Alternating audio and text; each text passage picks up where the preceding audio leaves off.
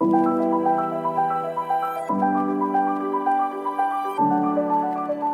of us reach a point in time where we are depleted and need to somehow find a way to reignite the fire within. But how do we spark that flame? Welcome to Reignite Resilience, where we will venture into the heart of the human spirit. We'll discuss the art of reigniting our passion and strategies to stoke our enthusiasm. And now, here are your hosts, Natalie Davis and Pamela Cass.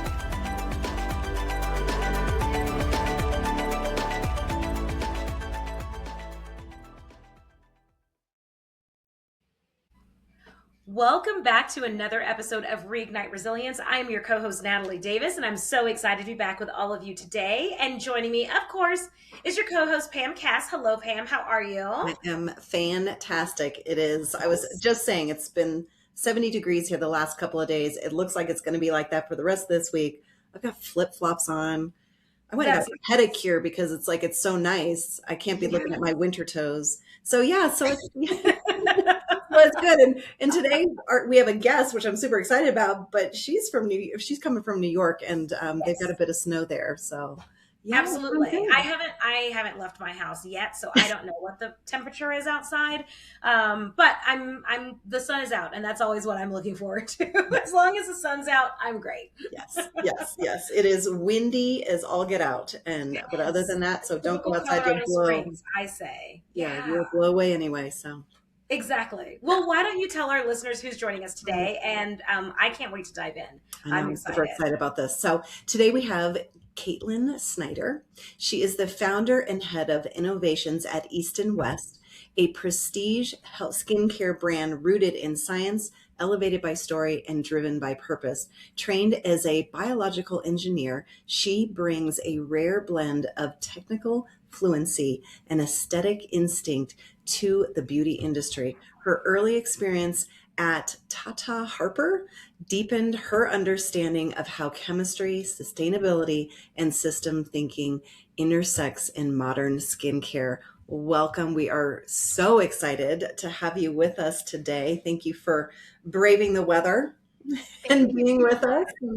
So I'd love for you to just kind of, share your story as to what got you to the industry that you're in today, because usually there's some reason that kind of brings you there. Absolutely. No, thank you so much for having me. I am taking in some of your 70-degree weather while it's so freezing here in New York. You're welcome. You may have it. You're very giving. Yes. But yeah, my background, as you kind of hinted in my bio, is a little bit non-linear, going from biological engineering to beauty skincare. But I can help connect some of the dots. So growing up, I always had sort of the classic, you've heard the story before, engineering background of which is true. I loved taking things apart. I was always the kid that was like, but why? But how's it work? Tell me more, right? Which has luckily served me well these days. But on the other side of it, I was also the one that always had a magazine subscription. I loved seeing ads, always had an appreciation for something really beautiful. Instead of celebrities on my wall, I had perfume ads, really glamorous moments. I was a big Project Runway fan. And it's funny because in sort of the traditional pathway, those things are really separate. The sort of beauty fashion world lives over here, and STEM and science lives over here, and never the two shall meet. But in reality, I was I have these two loves and two interests. There's got to be more people out here that are like me.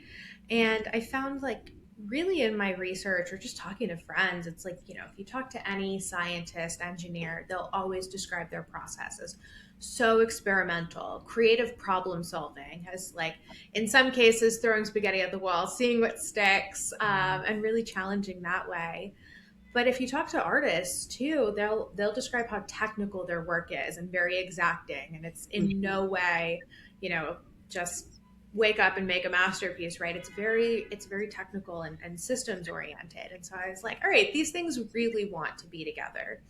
And it was true in my work as well. I started off traditional engineering, working in like large scale manufacturing and process, but I always missed that human connection with what we were doing. Right?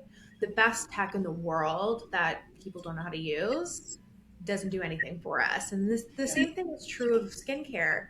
You know, I love to talk a little bit about you know, tech meets art meets science, and it can sound really frivolous on the front end, but you know, something beautiful that you love to have on your counter is something that you'll reach for every day. And the key to great skin is regularity of use, right? So it always comes together. But that was my journey, is I wanted to bring, you know, the technical know-how of skincare. It's like, that is hard science. Like, we're dealing with skin, we're dealing with real results, with, you know, frankly, like the beauty, the fun, the style of the beauty world as well, which is, you know, nobody has 15 different lipsticks and lip glosses because their lips are that dry, right? It's like, it's fun to collect these things.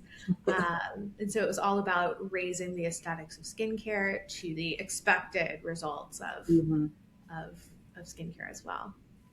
Very cool. Love that. Oh my gosh. Yeah. So how long were you in the corporate engineering space? Yeah, for a long time, for many years. And it was one of those things where, you know, you study for years and you know, classic school where you learn all your knowledge and you're like, all right, now I'm going to go out there and apply it. And when I got to the real world, it was one of those things that was like, you know, a lot of research and a lot of engineering, you stay really siloed in like your piece of the technical space. And I just love seeing the total process. There's one piece of engineering that is, you know, building and structural, et cetera. But there's the other piece that's like, how do all these things fit together? And so it really served me super well because, again, like, first thought, engineering and skincare feel so separate, but I really think that the core of engineering is creative problem solving and like seeing a complex system and finding a smooth way to solve for it. And so while the technicalities are different in the day-to-day, it's like really the process solving is very similar. Yeah. And I would imagine like the competitive edge, because you enter into an industry that is ultra competitive, and then transition into another industry that is also super competitive. So being able to take all of that on, did that influence you at all as you were looking to make the transition? Absolutely. You know, who doesn't love a little competition, right? Well, that's like to the 10th power. It's funny because you know, you have those days where you're like, there was an easy path. Why didn't we take that path? But then it's like, you know, the glutton for punishment. I'm like, but it's fun at the end. Like, where's the satisfaction? It's not your purpose, right? That's the other thing. Like, you could have done, yes, you could take the easy path, but that's not your purpose. Yeah. Exactly. Well, and then it's funny because in skincare, you know, you can hardly say that there's not skincare out there, right? And so, especially launching in 2025, as we did, it was so clear to me from the get-go that I was like, if we're going to do this, this is not going to be, you know, white label, put our sticker on, you know, mass-produced product and just call it a day. I really wanted to do it to solve a problem, right? I didn't want to just put more product out there for whether it's a sustainability conversation, a brand conversation, or frankly, just a years of my life conversation, right? It just wasn't interesting or compelling to produce something that's already been made. And so I was like, all right, like, if we're going to do skincare, what problem are we actually solving? And this is really where the engineering brain, the why came in, because, you know, I didn't need to do any research to know we're worried about wrinkles. I knew that. That was very clear, right? I know wrinkles are an issue, redness, dryness, dullness, the list goes on and on. I was already armed. I'm a woman in the world. I knew that problem. But what was interesting to me was starting to ask the question of, okay, well, why do we have wrinkles? Like, what's actually creating that? Or, you know, why is my skin red? Why is our skin getting more dehydrated, especially as we age? It's really common to say, you know, as you get older, your skin gets dry. But like, what's happening to actually facilitate that. And so it was really fun to build that infrastructure out, because as you start to continue asking that question, it actually always really funnels back to the same root cause, which is, I'm very happy to tell you, I've got the answer I'm going to share today. It's inflammation in the skin, chronic inflammation. Interesting. And this was such a lightning bolt moment, because I was like, oh my gosh, this couldn't be simpler. Now we're solving one problem, and you'll meaningfully see multiple results versus chasing these sort of surface level issues where I'm like, is it wrinkles today? Is it redness today? And that's where you start to see the challenge of like a 15-step routine. It's like, it's not even a question of what serum am I supposed to use. It's like, I'm supposed to be using 10 different things, right? And so once I found this sort of real root cause issue, I was like, A, nobody's talking about this. And B, like, we can actually make a difference here and like demystify this kind of complicated world of skincare. Right. Oh my gosh. Oh my gosh. So inflammation. Yes. Inflammation. There it was. Sort of, it's an interesting bridge between this idea of like visible signs of aging and then your invisible signs of aging, and how those things go hand in hand. Okay. So you figure out it's inflammation. And so what do you do with that information? Absolutely. Where do we go from here? Yeah. Well, one of my favorite parts of this job, this world, is talking to real people. So I talked to hundreds of women before we even got started, because it was like, okay, you know, I've worked in the industry. I know that there's great ingredients out there. I also know what the problem is, right? So I'm like, if we have the solution and we have the problem, like what's not connecting here? Like why isn't skincare just solved and we can all move on with our lives, right? And so it was really interesting to chat with people, because, you know, 0% of the answers were like, if I had enough peptides, if I had more hyaluronic acid, my skin would be peak skin and I'd never have to worry about it again. It's like, that's never the answer. The answer was more human routine things. It's like, I don't even know what a serum is. Yeah. Or I've been using the same products for years and it's not really working like it used to 10, 20 years ago. Or, you know, my daughter recommended this for me and it works great for her, but I don't know if it's working for me.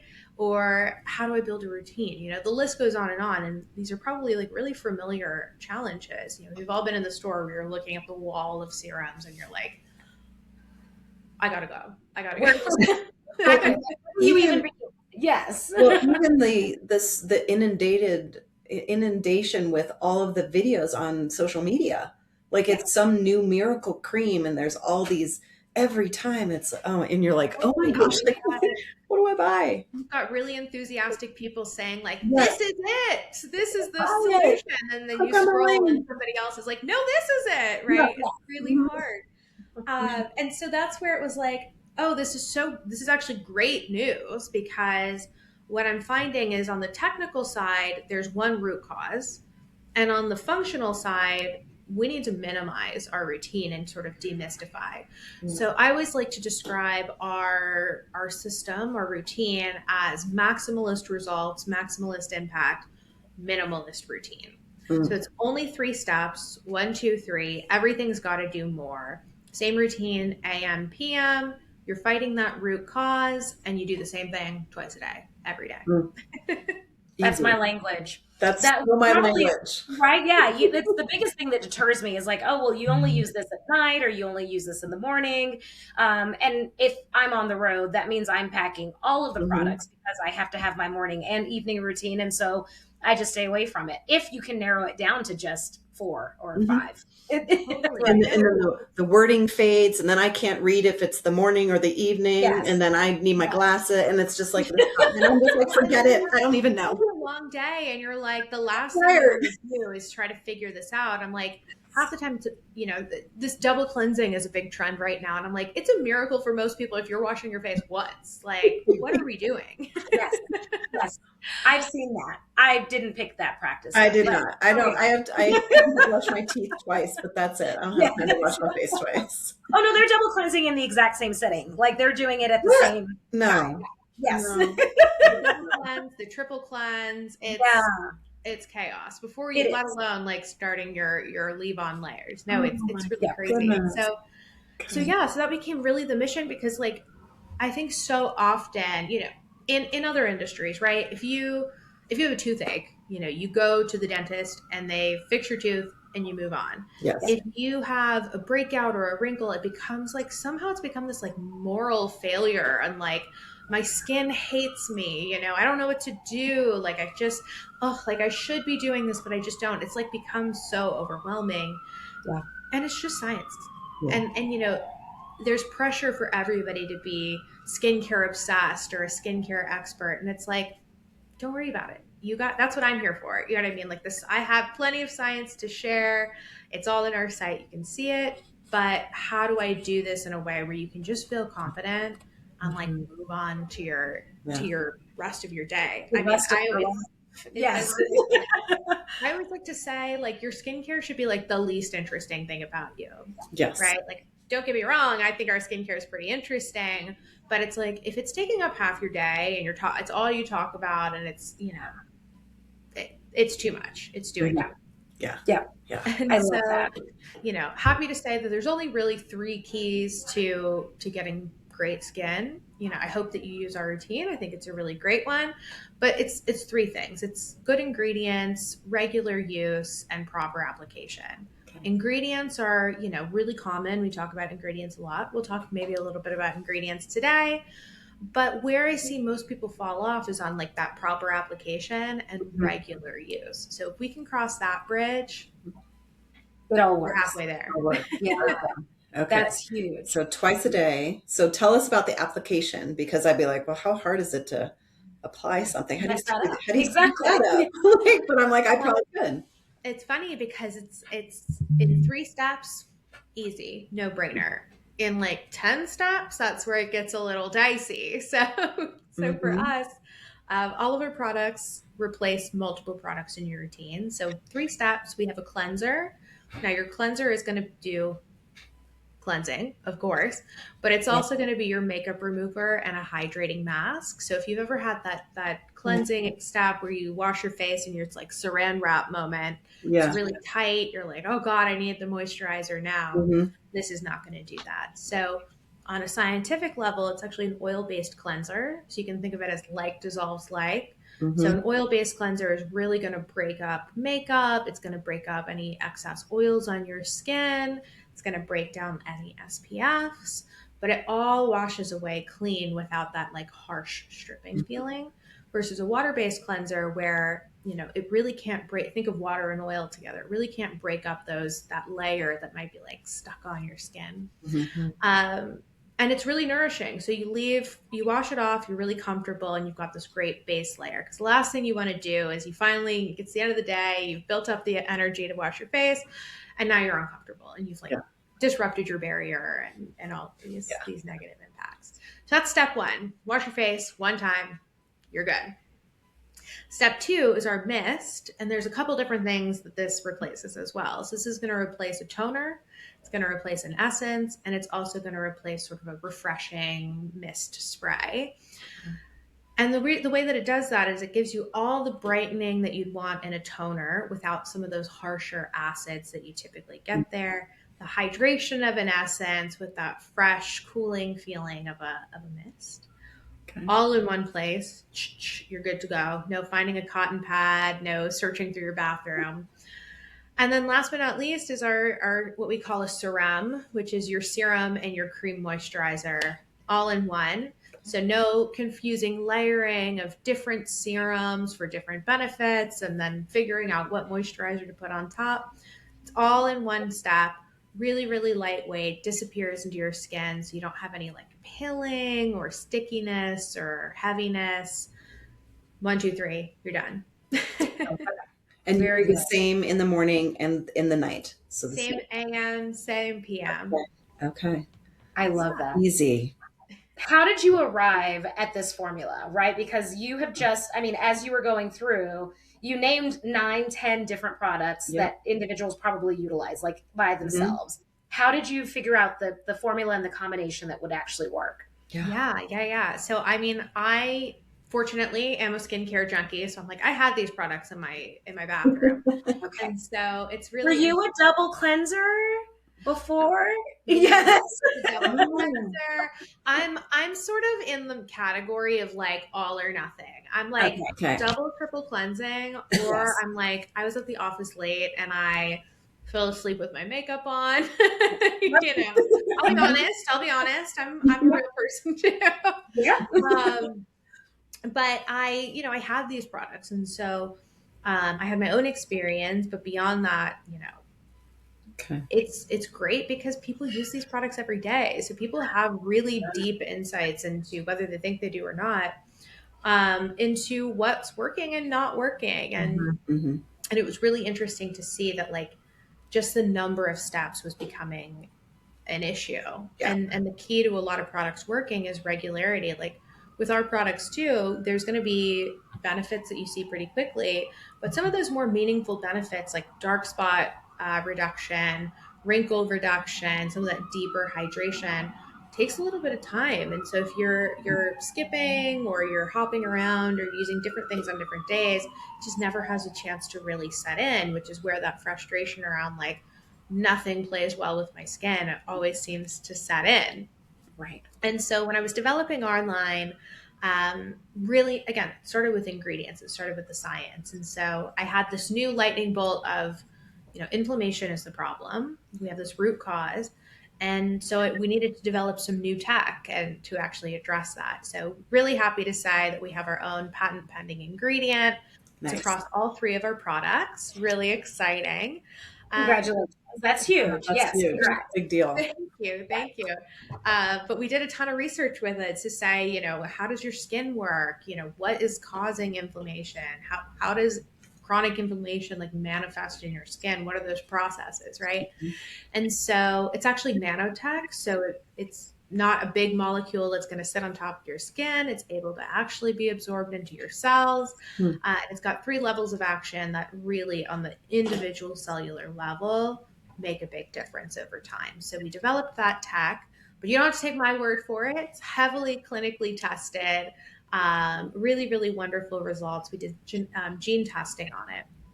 Okay. And it basically clinically shown to bolster your own cellular turnover. So it's not just, a Band-Aid type of deal, but it actually makes your own cells produce, more growth factor, turnover at a higher rate, because, your individual cells are what lead up to this like total skin health movement. So really exciting. I feel like everyone that watches this is going to be like, or listens to this is going to be like droving to get this product. So now is this a product that can work for men? Absolutely. This is one of my favorite topics to cover. I'm like, please bring the men into the skincare world. Us ladies, a lot of times have used so many things that we're familiar with, different textures, etc. Honestly, one of the biggest, and he'll probably get a kick out of this, but one of the biggest converts has been like my dad. Okay. He's ex-military, is actually so good at the routine part. He's like, I don't care about I don't know what it's doing, but I'm like, I'm going to do it every day, twice a day. But it works great for them too. Inflammation is sort of a universal challenge of different ages, different genders, etc. It can manifest in different ways. Men have thicker skin than women do. They tend to be a little bit oilier, etc. But again, that fundamental challenge, if you address it, the different ways that it manifests actually don't make a difference because you're addressing this fundamental challenge. Wow. That's so cool. Wow. And so I'm assuming then that's what speaks to the individuals that think, well, you don't understand. I have dry skin or oily skin or combo skin, or I have more mature skin, or I spend a lot of time in the sun, or I never see the sun. I'm assuming that speaks to all of the potential objectives that you would receive. Totally. No, I think they're really great questions. And I love when people push back because, it's important. I mean, I find skincare to be such an interesting space because it's so intimate. I mean, it's such a product that like you use it twice a day, every day. You're putting it on your face, It travels with you. It lives in your space. Like you should be asking these questions and not be skeptical, which is part of why we have the testing, right? Third-party testing. Always look for that. But the answer to that is is really this root cause idea. And I actually have two thoughts on this. The first is we support our core ingredient with a plethora of other ingredients, right? So inflammation is right here at the top. Let's address the root cause, but we still got challenges that we're worried about today. Like, it's great to think about the future, long-term skin, glow, health, etc. But like, if you're waking up today and you've got a wrinkle or some redness or some irritation, like, you're not thinking about tomorrow. You're like, how do I look glowy today? And so this is where some of those supporting ingredients come in. So if you have oily skin or dry skin, in either case, you want more water, right? And you want to balance sebum.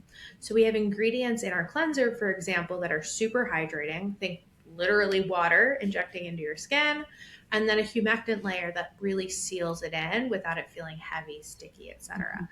Sebum regulation is really important. Again, whether you're trying to regulate up or regulate down, it's all about finding balance. So we incorporated ingredients too that help regulate that in your skin. The second thought that I have too is, it's a really interesting challenge in the world of skincare, this idea of everybody's skin is different. And in some ways that's true, and in some ways it's not true. And the reason why this is controversial, but the reason why I say that is I think it's become this kind of rhetoric of all of our skin are completely different has actually made it like a mental challenge for us to overcome, where I'm like, if my skin is completely different from your skin and your skin and your skin, how could I possibly solve these problems, right? Of course, everybody's going to have individual challenges. People are more acne prone, they have drier skin, thinner skin, etc. But fundamentally, we understand how skin works. We can address those problems and we can address underlying challenges. And so that's really where I like to operate, is like, it's not an infinite pool of infinite challenges that we couldn't possibly hope to understand. It's like, there are things that we can understand. You might be prone to some more unique manifestations of skin health, but I promise you there's a solution. You're kind of focused on like that baseline 80-20 when you look at the 80-20 rule, right? Like, you're like, if we can address 80%, because 80% is probably in this bucket anyway. And then you have those specific individual cases that will fall within that 20%. Exactly. And beyond that too, I'm like the number one person who advocates for holistic health. You always want to incorporate a dermatologist, your health practitioner, dietitians, etc. None of these systems operate on their own. I always actually like to say your skin is almost like the canary in the coal mine. It can actually show a lot of physical manifestations of like other challenges. A classic example is like you eat chocolate and you get a pimple, right? It's like really clear tie gut health to skin health. And so you always want to incorporate healthcare professionals or other practitioners to make sure that your holistic system is working well, especially when you see it manifesting in your skin. I love that. I love that.